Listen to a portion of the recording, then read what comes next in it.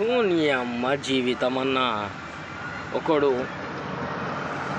మస్తు పైసా సంపాదిస్తాడన్న, ఒక 10 బిల్డింగ్లు కడతాడు, 50 ఎకరాల భూమి కొంటాడు, కానీ అందరితోని యాటిట్యూడ్లో ఉంటాడు. ఒకరోజు తుప్పమని చచ్చిపోతాడన్న. చచ్చిపోయినప్పుడు వాళ్ళు తీసుకుపోనీకి ఎవరు బిడ్డ రారన్న. వాళ్ళ సొంత మనుషులు బిడ్డ రారు, ఎంబడి ఉన్నోళ్ళు. ఎందుకంటే ప్రౌడ్లో ఉంటుండే, యాటిట్యూడ్లో ఉంటుండే అని. దాని తర్వాత ఏదో ఊరోళ్ళు చెప్పిన విషయంలో అందరు కలిసి తీసుకుపోయి పెట్టేస్తారన్న.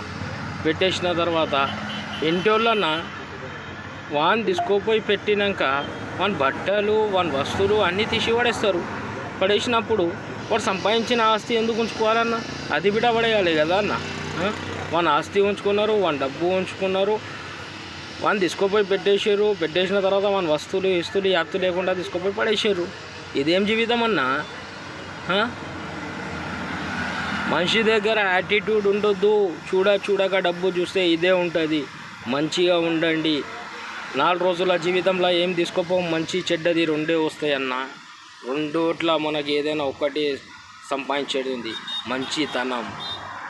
కలవండి, ఉండండి, జీవితం సక్సెస్ఫుల్ చేసుకోండి.